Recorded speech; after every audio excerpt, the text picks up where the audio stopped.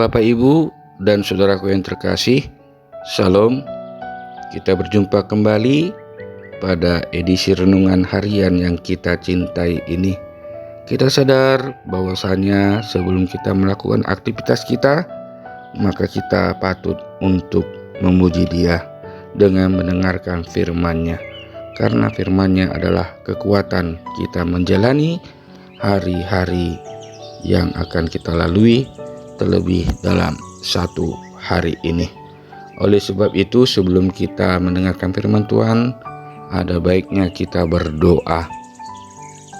Damai sejahtera yang dari Allah Bapa yang melampaui segala akal, itulah yang memelihara hati dan pikiranmu di dalam Kristus Yesus Tuhan kita. Amin.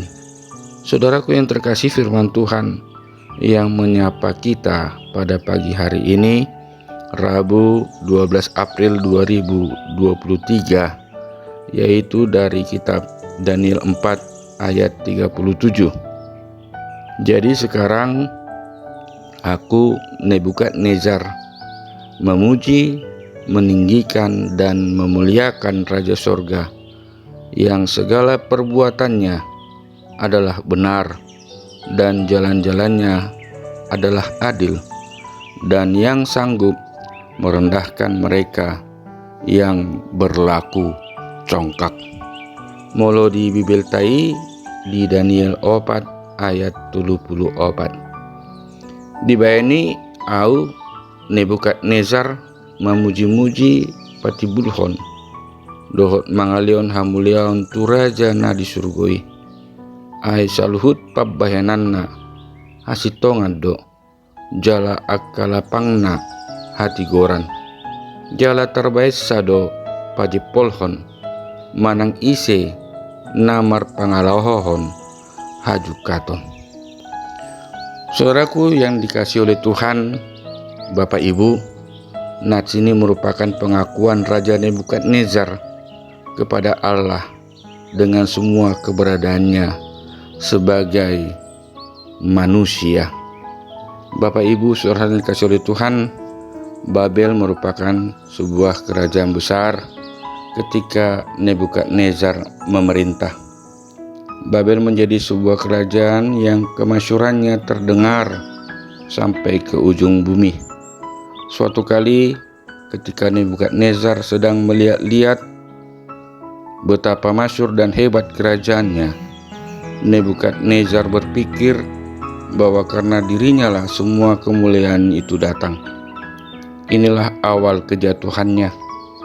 Tuhan tidak berkenan dengan perenungan hatinya, sehingga Tuhan mengambil akal budi yang dimilikinya, sampai-sampai ia berlaku seperti binatang dan terhalau dari antara manusia. Apa yang dialami Nebukadnezar memberikan sebuah pembelajaran bagi kita. Ketika pencapaian demi pencapaian kita dapatkan, ketika Tuhan bawa kita kepada kemuliaan yang lebih besar dari sebelumnya, maka kita sangat rentan untuk terkena penyakit hati yang disebut dengan kesombongan. Kesombongan adalah suatu pikiran yang mengatakan semua adalah karena kehebatan kita, atau ketika kita membanggakan pencapaian yang sudah kita dapatkan.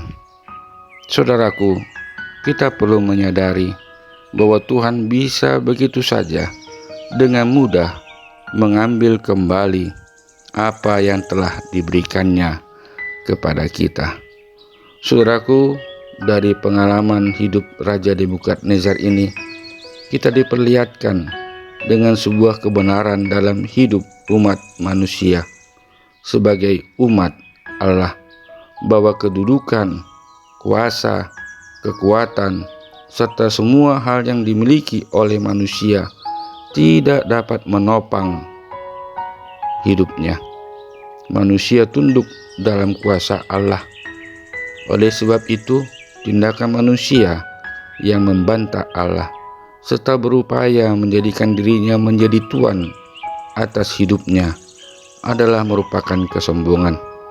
Sikap hidup demikian tidaklah dikehendaki oleh Allah dalam hidup umatnya. Ingatlah, kesombongan meruntuhkan kehidupan, akan tetapi kerendahan hati membangun kehidupan. Kita pernah mendengar, bahkan pernah menonton tentang peristiwa kapal Titanic.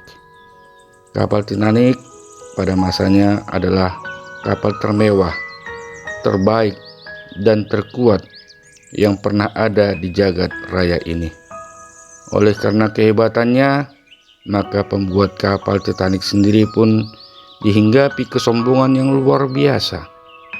Ia pun berkata, Tuhan pun tidak akan mampu menenggelamkan kapal terbaik, termewah, dan terkuat di jagat ini. Akan tetapi apa yang terjadi? Baru pertama sekali kapal itu berlayar, ternyata tidak begitu lama kapal itu hancur hanya karena menabrak gunung es dan tenggelam, bahkan menelan korban sekitar kurang lebih 1.500 orang. Saudaraku, Bapak Ibu yang dikasihi oleh Tuhan, sebagai umat Tuhan, bagaimanakah cara hidup kita saat ini? Apa yang sering kita perbuat dan lakukan kepada Tuhan? Jangan-jangan kerap kita merebut posisi Allah atau ingin merebut posisi Allah dalam kehidupan kita ini, atas hidup kita ini. Tuhan haruslah ada dalam kehidupan kita. Kita harus dalam kerendahan hati, dan itu telah dibuktikan oleh Yesus Kristus, di mana Dia adalah anak Allah, namun Dia mau bersama-sama dengan kita, sehingga Allah kemudian meninggikannya dan Dia dibangkitkan pada hari yang ketiga, yang kita rayakan sebagai Paskah, yang menjadi kemenangannya dan juga menjadi keselamatan bagi kita sebagai orang yang percaya kepadanya. Barang siapa yang hidup dalam kerendahan hati, Tuhan akan tinggikan. Tetapi barang siapa yang hidup dalam kesombongan, Tuhan akan merendahkannya. Mari kita berdoa. Allah Bapa kami yang surga, Allah yang kami kenal dalam nama Yesus Kristus, kami bersyukur kepadamu bahwasanya Engkau sungguh besar akan kasih-Mu kepada kami sebagai umat yang berdosa ini. Ya Tuhan, Kau mau merendahkan diri-Mu dan bersama-sama dengan kami. Dan pada hari ini, nats harian kami mengingatkan kepada kami agar apapun yang kami peroleh, apapun yang ada yang pada dari kami, ya Tuhan, itu semuanya bukan karena kehebatan kami, bukan karena jerih payah kami, namun itu merupakannya Tuhan, berkat dan kasih karunia yang Engkau berikan di dalam kehidupan kami ini. Ajar kami ya Tuhan, untuk senantiasa merendahkan hati kami dan senantiasa bergantung kepadamu. Sertai kami dalam kehidupan kami pada satu hari ini. Jauhkan kami dari mara bahaya, jauhkan kami dari segala penyakit. Kami yakin dan percaya bahwa Tuhan senantiasa berada di depan kami dan menyertai di setiap kehidupan kami pribadi lepas pribadi. Dengarkanlah doa kami yang kami alaskan melalui nama Kristus Yesus Tuhan kami. Amin. Selamat beraktivitas, selamat menerima berkat Tuhan pada satu hari ini. Tuhan Yesus memberkati.